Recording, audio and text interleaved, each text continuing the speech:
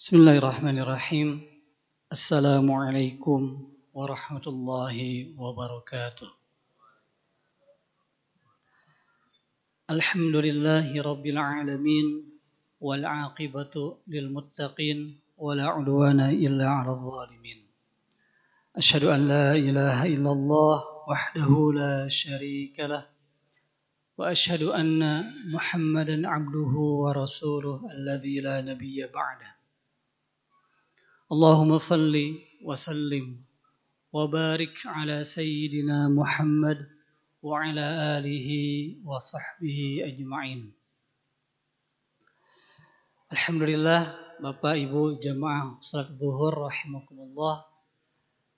Kita diberikan taufik oleh Allah untuk bisa melaksanakan salat zuhur berjamaah dalam keadaan kita sedang saum hari yang ke-16 atau yang ke-15 ya. Tergantung yang mulainya dari mana. Tentu kita bersyukur, kenapa? Karena Allah masih memberikan kita kesempatan berada pada bulan Ramadan, bulan yang sangat-sangat spesial. Bulan di mana bulan tersebut dijadikan sebuah momentum untuk kita untuk pertama mengejar ampunan Allah, dan selanjutnya adalah mengejar makom ketakwaan di hadapan Allah Subhanahu wa ta'ala. Ada hal yang harus kita perhatikan ketika kita berada di bulan Ramadan. Tentu juga di luar Ramadan kita harus perhatikan, namun ketika Ramadan kita harus memberikan perhatian yang lebih. Apa tuh? Ternyata tersebutkan di Al-Baqarah ayat 185. A'udzu billahi minasyaitonir rajim. Bismillahirrahmanirrahim. Syahrul Ramadan alladzi unzila fihil Qur'an. Bulan Ramadan ini adalah waktu ketika Allah turunkan Al-Qur'an. Karena Ramadan adalah waktu ketika Allah turunkan Al-Qur'an, maka ulama pun juga menyebut bulan Ramadan selain sebagai nama bulan Ramadan atau juga bulan puasa, juga disebut dengan bulan Al-Quran. Bulan ketika kita harus benar-benar mengevaluasi interaksi kita bersama Al-Quran. Sudah sebaik apakah interaksi kita dengan Al-Quran tersebut? Dan itu pun juga dicontohkan oleh Nabi kita Rasulullah Muhammad sallallahu alaihi wasallam, di mana ketika di Ramadan beliau biasa menyetorkan hafalan Qur'annya kepada malaikat Jibril di bulan Ramadan. Apa yang diperhatikan atau apa yang dilakukan ketika beliau menyetorkan hafalannya? Pertama adalah mengecek apakah masih betul si hafalannya. Yang kedua, bagaimanapun juga melafalkannya. Karena walaupun Al-Quran dalam bahasa Arab, tetapi ada kekhususan Al-Quran yang tidak dimiliki oleh bahasa Arab. Ramadan ini Rasulullah jadikan sebagai momentum untuk mengevaluasi interaksinya bersama Al-Quran. Maka kita sebagai umatnya pun juga harus menjadikan Ramadan ini sebagai momentum kita untuk mengevaluasi sudah sebaik apakah interaksi kita bersama Al-Quran. Apakah memang sudah baik atau memang ternyata masih belum baik? Atau lebih daripada itu, kita termasuk apa yang Rasulullah sabdakan, apa yang Rasulullah curhatkan, bahwa umat Rasulullah banyak yang menjadikan Al-Quran sebagai mahjura. Apa itu mahjura? Umatnya Rasulullah yang menghindarkan diri, yang menjauhkan diri dari Al-Quran. Apakah memang separah itukah kita bersama Al-Quran? Atau memang sudah terbangun interaksi bersama Al-Quran, namun bisa jadi masih ada kurang-kurang? Maka sekarang momentum kita untuk membangun kedekatan lagi dengan Al-Quran. Jamaah rahimakumullah. Yang perlu kita perhatikan selanjutnya ketika kita ingin mengevaluasi interaksi kita bersama Al-Quran, tentu yang pertama adalah sudah banyakkah kita membaca Al-Quran? Ini jadi asas. Sebelum kita memahami isi Al-Quran, sebelum kita benar-benar mau mengamalkan Al-Quran, yang pertama adalah sudahkah Al-Quran tersebut kita baca? Sudah seberapa banyakkah Al-Quran yang kita baca? Dan sudah seberapa baguskah bacaan Al-Quran kita? Al-Quran ini ibarat surat cinta dari sang kekasih kepada yang terkasih. Al-Quran ini. Kalau kita mendapatkan surat cinta, baik berupa surat lembaran, ataupun kalau saat ini berupa WA, atau berupa apapun, yang itu adalah untaian kata-kata dari sang tercinta, maka biasanya kita ingin terus melihat statusnya, melihat tulisannya, terus bahkan bisa jadi diulang-ulangi. Walaupun kita sudah sangat hafal dengan perkataannya. Maka Al-Quran pun yang keluar, yang datang dari yang terkasih kepada yang dikasihinya, Allah kepada hamba-hambanya, maka kita pun selayaknya harus banyak-banyak membaca surat cinta itu. Perlu kita baca banyak sering. Maka berlakulah apa yang Allah firmankan. Contohnya di surah Al-Baqarah ayat yang ke-121. Allah firmankan, a'udzubillahi minasyaitonirrajim. Bismillahirrahmanirrahim. Alladzina atainahumul kitab yatlunahu haqqa tilawatih. Ulaika yu'minuna bih. Wa may yakfur bihi fa ulaika humul khasirun. Alladzina atainahumul kitab, dan orang-orang yang diberikan Alkitab. Bapak, Ibu, siapa yang diberikan Alkitab? Dalam hal ini Alkitab namanya Al-Quran. Apakah Rasulullah saja atau termasuk kita? Halo? Kita termasuk gak? Semua umat Rasulullah, semua hamba-hamba Allah, Allah berikan Alkitab ini, Allah berikan Al-Quran ini. Apa kemudian yang harus kita lakukan ketika Allah sudah memberikan Al-Quran kepada kita? Kata Allah, setelah kita mendapatkan Al-Quran adalah yatlunahu haqqa tilawatih, adalah membacanya, membaca Al-Quran haqqa tilawati, dengan sebenar-benar bacaan. Jadi bukan bacaan yang terpengaruh karena lahjah kita, karena dialek kita. Ya, ini sudah sangat umum. Contohnya, saya orang Sunda, lahir, besar, dan juga sekarang di Sunda juga. Istri pun juga orang Sunda, jadi lingkungannya Sunda banget. Ya. Bagi orang Sunda yang belum belajar Al-Quran atau sudah belajar namun belum selesai belajar baca Al-Qurannya, seringkali mereka kesulitan membaca huruf fa contohnya. Sehingga baca alam tara kaifa fa'ala rabbuka bi ashabil fil, dibacanya gimana Bapak Ibu? Alam tara kayak papa kan? Kayak papa ala, dan enggak ada pa'ala tapi pa'ala.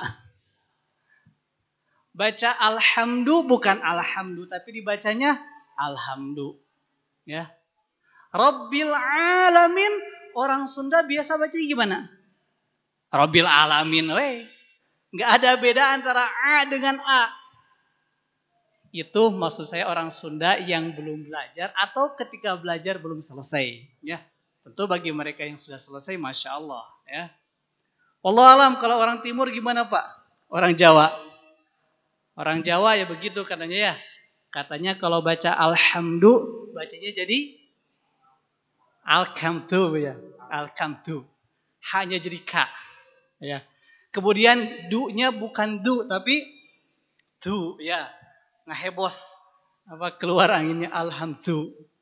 Lillahi rabbil ngalamin. Konon katanya yang belum belajar Al-Quran atau belum selesai belajar baca Qurannya, Rabbil Alamin dibacanya Rabbil Ngalamin. Ya, ini bagi mereka yang belum selesai. Tentu bagi mereka yang sudah selesai, masya Allah. Ya, banyak qori-qori dari Jawa. Contohnya adalah Kiai Haji yang terkenal tuh Muammar. Beliau orang Jawa. Oh, masya Allah bacaannya indah, bagus pelafalannya juga. Nah, kata Allah, ketika kita diberikan Al-Quran, maka kita harus membacanya dengan sebenar-benarnya bacaan. Yatlunahu haqqa tilawati. Dan mereka yang membaca Al-Quran dengan sebenar-benar bacaan, ulaika yu'minuna bih. Mereka adalah orang-orang yang punya kesempatan untuk menyempurnakan keimanan. Kenapa seperti itu? Iman ada 6 rukunnya. Betul Bapak Ibu? Di antaranya apa? Iman kepada kitab Allah. Nah, ciri atau salah satu barometer apa? KPI. Orang yang iman kepada Al-Quran itu adalah baca Al-Qurannya yang haqqu tilawah. Dengan sebenar-benarnya bacaan. Itu salah satu KPI atau salah satu ukuran orang iman kepada Al-Quran. Bagaimana kalau orang tersebut baca Al-Qurannya asal-asalan, gak benar? Berlakunya wa may yakfur bihi, maka barang siapa yang ingkar kepada membaca Al-Quran yang tepat, kepada membaca Al-Quran yang benar, itu ingkar, faulaika humul khasirun. Maka mereka termasuk orang-orang yang merugi. Imannya gak sempurna. Karena kalau iman yang sempurna diantaranya baca Al-Qur'annya yang tepat. Ya. Ada 3 syarat seseorang termasuk yang membaca Al-Qur'annya haqqa tilawah. Memenuhi hak-hak tilawah. Ada 3. Yang pertama adalah bacanya yang benar. Yang kedua, memahami apa yang dibaca. Dan yang ketiga, tentu akhirnya aksi mengamalkan. Kita mulai dari yang pertama, ya. Membaca yang tepat. Ini terkait juga dengan yang Allah firmankan di surah Al-Muzammil ayat yang keempat. Auzid alaihi warattilil Qur'ana tartila. Warattilil Qur'ana tartila. Dan bacalah Al-Quran dengan tartil. Ada 2 kata perintah di sini. Yang pertama adalah warattilil Qur'ana, dan bacalah Al-Quran. Bapak Ibu, baca Al-Quran bukan perkara sunnah. Apalagi sampai haram. Ya. Baca Al-Quran adalah kata perintah dari Allah dalam Al-Quran. Maka setiap ada kata perintah dalam Al-Quran, itu maknanya hukumnya adalah wajib. Maka baca Al-Quran itu hukumnya adalah wajib. Wajib bagi kita untuk membaca Al-Quran. Berapa banyak yang harus kita baca dari Al-Quran? Ya semuanya. Mulai dari Al-Fatihah. Apalagi Pak? Al-Baqarah. Terus Ayo bari inget-inget nama surah Ali Imran. Apalagi? An-Nisa terus. Al-Maidah terus. Al-An'am dulu, Al-An'am terus. Al-A'raf, apalagi? Hah? Al-Anfal. Kemudian At-Taubah, Taubat heula ya. Ini udah mulai rada ngerem begini. Baru yang ke-9 ini. Ada berapa surah dalam Al-Qur'an? 114 ya, baru 9 udah rada ngerem begini ini. Allahu Akbar. Nah, yang harus kita baca dari Al-Qur'an mulai dari Al-Fatihah, Al-Baqarah terus semuanya sampai surah An-Nas. Semuanya harus kita baca. Nah, bacanya berapa lama? Apakah cukup seumur hidup sekali? Ternyata tidak. Kalau di luar Ramadan, berlakunya, ini di luar Ramadan, bukan ketika sekarang pas Ramadan, berlakunya Iqra'ul Qur'ana bisyahrin. Bacalah Al-Quran dalam waktu 1 bulan.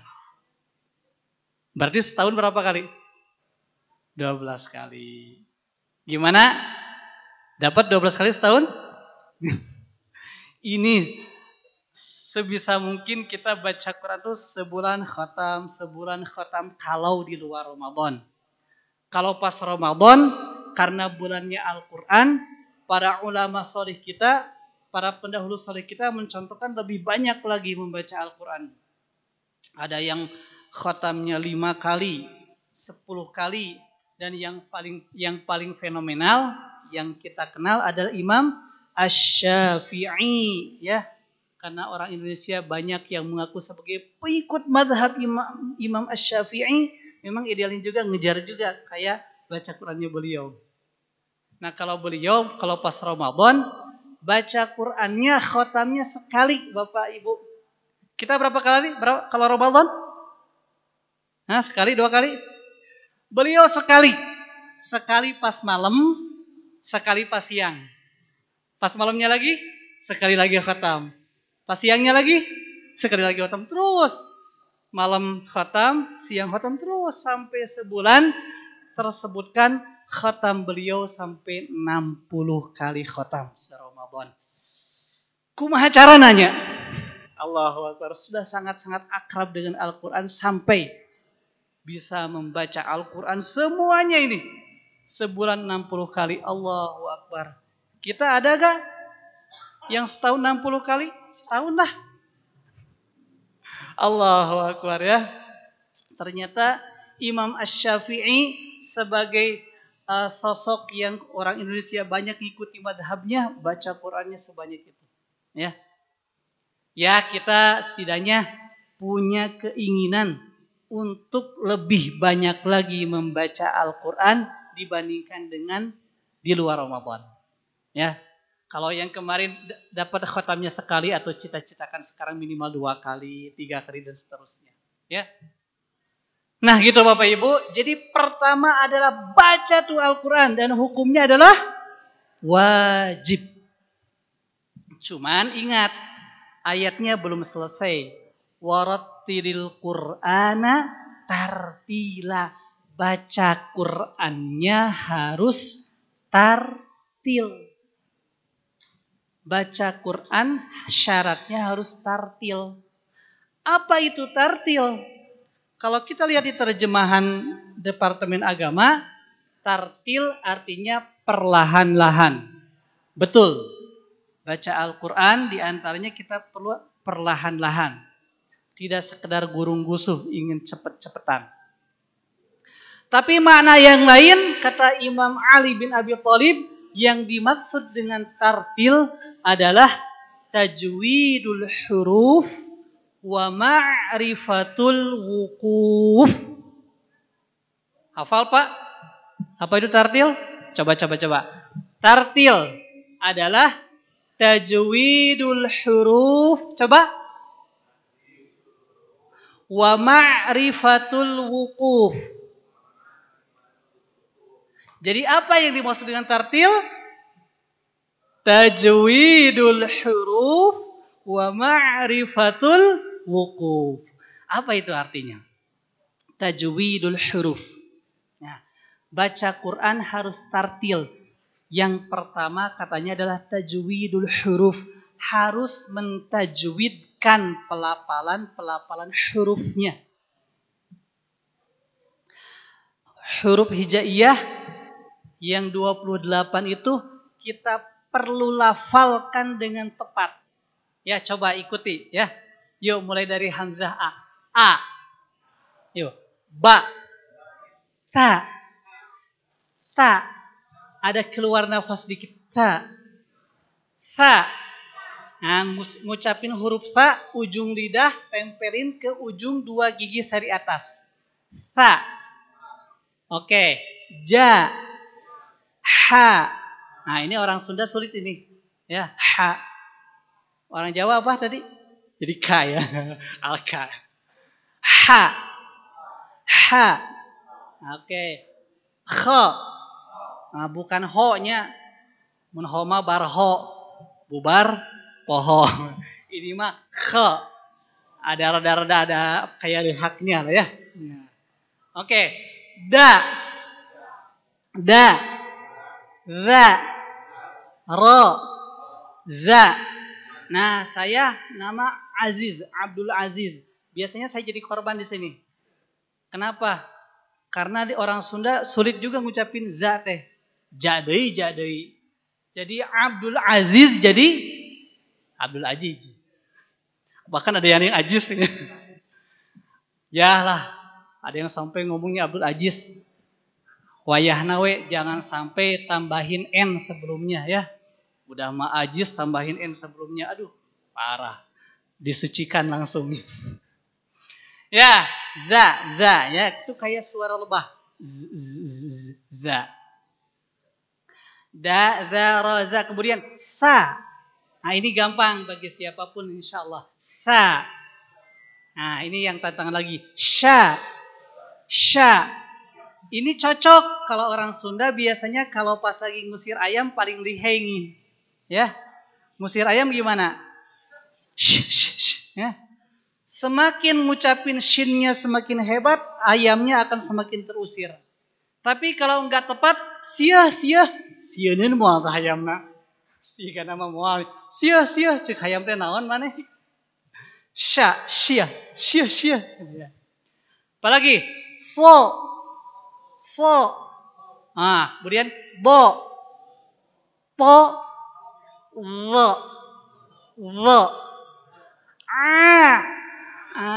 Ngucapin A itu seperti bapak-bapak dulu waktu bayi gimana tah? Kalau pas lagi nangis gimana? Mungkin gak kalau orok nangisnya wah.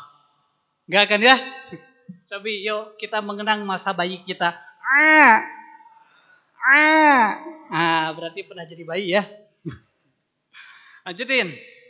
Gho. Fa. Iya. Fa. Jangan sampai jadi pa. Ini bocoran. Agar mempermudah ngucapin huruf fa jadi fa, tidak lagi pa. Di antara caranya boleh gini nih ya. Pas ketemu huruf fa, angkat bibirnya. Fa. Insya Allah kalau pas diangkat mah jadi aman. Kenapa orang Sunda sulit ngucapin huruf fa? Pak dai karena ini mingkem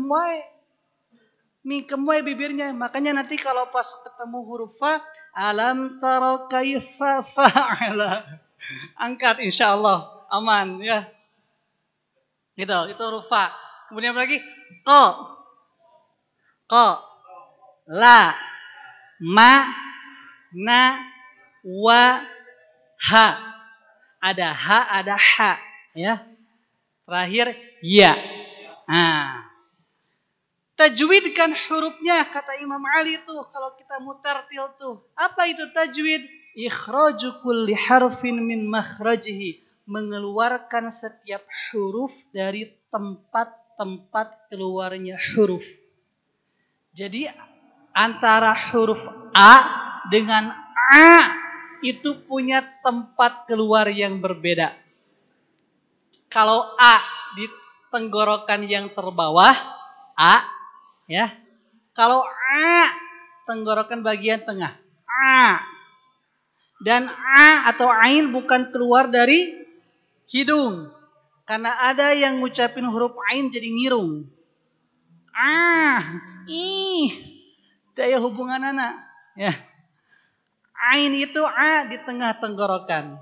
Kalau A di tenggorokan bagian bawah, A tenggorokan bagian tengah. Gitu.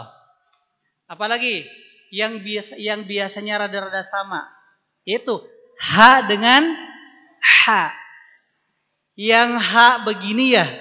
Yang H begini kayak piranha. H ini keluarnya di sini sama tenggorokan bagian bawah. H. H. Hi. Hu. Bah. Ya setidaknya ngucapin H minimal kayak mengucapkan H dalam pembicaraan kita sehari-hari. Hari ini aku mau makan hayam. Pasti tewak hayamna hiber. Hayam hiber gitu. Minimal begitu. Tentu akan lebih tepat lagi kalau ada sedikit penekanan ya. Allahu Akbar. Hayhata hayhata. Ada penekanan dikit lebih bagus ya. Itu kalau H. Kalau yang kayak bebek begini ya. Ini keluarnya di tengah tenggorokan. Namanya atau lafalkannya menjadi H. Yuk langsung latihan. H. H. Nah, yang berlakunya kayak dalam hamdalah. Alhamdulillah. Alhamdulillah. Bapak Ibu Daramang. Alhamdulillah. Pakai H. Jangan alhamdulillah ya, tapi alhamdulillah. Ya, pas lagi ngimam salat teh alhamdulillahi rabbil alamin. Jangan alhamdulillah ya. Jangan. Ucapkanlah H. Tengah tenggorokan. H. Kita lanjutin lagi. Contoh yang lain. Ada huruf Ja. Ya. Ada huruf za. Kan sok patukernya. Sok palironnya. Antara ja dengan za. Kalau ja mungkin masih aman. Tapi pas bagian za.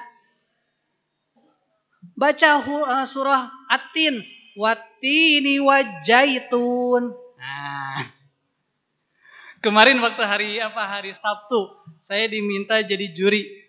Lomba hafalan surah-surah pendek. MC-nya tentu bukan dalam rangka menyalahkan, ini mah lucu saja ya. Peserta nomor 9 akan membacakan surah Al-Jaljalah. Aduh, ini Al-Jaljalah. Harusnya apa Bapak Ibu? Al-Zalzalah pakai zai. Ya. Bukan Al-Jaljalah. Jadi kalau Al-Jaljalah isi surahnya jadi Idajul Jilatil. Za harusnya za. Zai. Nah, antara jim, ja dengan zai, za itu beda tempat keluarnya. Kalau jim atau ja keluarnya di tengah lidah. Tengah lidah kita ditempelkan ke langit-langit. Ja. Yuk coba. Ja. Ji. Ju. Baje. Nah, kalau za itu ujung lidah. Ujung lidah hampir nempel ke gigi seri bagian bawah. Za. Kemudian tambahin sifatnya suaranya kayak lebah. Za. Za. Yuk. Aya nu teu can hafal suara lebah kayak gimana? Ya, perlu disentet heula. Ya coba. Za. Zi. Zu. Baz. Nah gitu. Za ya. Jadi kalau kita baca surah At-Tin, wattini wazaitun, bukan wajaitun lagi ya. Karena tidak ada buah zaitun. Ya, tidak ada minyak zaitun. Yang ada adalah minyak zaitun. Ya. Beda antara ja dengan za. Apalagi yang sama-sama persis. Contohnya huruf da dengan za. Ada dal, ada zal. Dal dengan zal. Ya. Ada ustaz, ustaz. Kan banyak yang jadi ustad. Kenapa begitu? Tidak tepat tempat keluarnya. Kalau huruf dal, dal, ujung lidah ke pangkal 2 gigi seri atas. Da. Yuk coba, ujung lidah tempelkan ke pangkal 2 gigi seri atas. Da. Di. Du. Bad. Nah, dudun. Didin. Dadan. Nah, dan jangan kayak orang Sunda. Dakna, dadan, didin, dudun. Ya tambah terlalu belakang. Rada depan dikit. Dadan, didin, dudun. Gitu. Kemudian huruf zal. Zal. Ujung lidah nempel ke ujung 2 gigi seri atas. Za. Za. Zi. Zu. Bad. Ustaz. Ustaz. Nah, nanti manggil ustaz begitu, ustaz. Jangan ustad. Tad. Tad. Ustaz begitu ya. Contohnya apalagi yang ada za. Tadi sebelum kita sholat zuhur, kita dengar suara apa? Adan? Adan ta, dengikeun aya adan. Bukan adan tapi azan. Azan pakai za. Azan. Kalau yang azannya disebut apa? Bukan muazin, bukan muazin. Muazin. Ya, zin, za, zi, zu, za. Jadi kemah ya, nanti jangan ucapin lagi kata adan. Ya. Mari kita simak bersama adan duhur. Adan duhur. Salah 2 kali tanya adannya duhur. Azan. Ya. Tapi juga jangan sampai azan jadi azan. Ada yang pernah ngucapin seperti itu? Itu juga tidak tepat, bukan azan tapi azan. Nah, Bapak Ibu, kata Allah, bacalah Al-Quran dengan tartil. Di antara syaratnya, keluarkan huruf dari tempat keluarnya. Kemudian tambahkan juga sifat hurufnya. Ada sifat dari setiap huruf. Contohnya huruf fa. Fa itu di antara sifatnya harus keluar nafas. Maka bagi siapapun yang membaca huruf fa enggak keluar nafas, itu tidak tepat. Alam tara kaipapa. Kaipapa itu tidak tepat. Harusnya kaifafa ala rabbuka bi ashabil fil. Keluarkan nafasnya. Ya. Kemudian juga ada huruf, contohnya huruf to. To. Huruf to ini di antara sifatnya harus isti'la, terangkat pangkal lidahnya. To. To. Tanpa perlu monyong ya, bisa tetap tebal. To. Ti. Si pangkal lidahnya diangkat. Ti. Fu, bapo. Nah itu sifat-sifat dari huruf. InsyaAllah ini semoga menjadi sebuah pancingan awal. InsyaAllah kita lanjutkan pembelajarannya. Yang pasti di Ramadan ini mari kita manfaatkan sebagai momentum untuk mengevaluasi interaksi kita bersama Al-Quran. Di antaranya dengan membacanya yang benar dan banyak. Semoga Allah memberikan kita taufik agar kita mau belajar Al-Quran, mau membaca Al-Quran dan mau berinteraksi dengan Al-Quran dengan sebenar-benarnya. Amin ya Allah ya Rabbal Alamin. Assalamualaikum warahmatullahi wabarakatuh.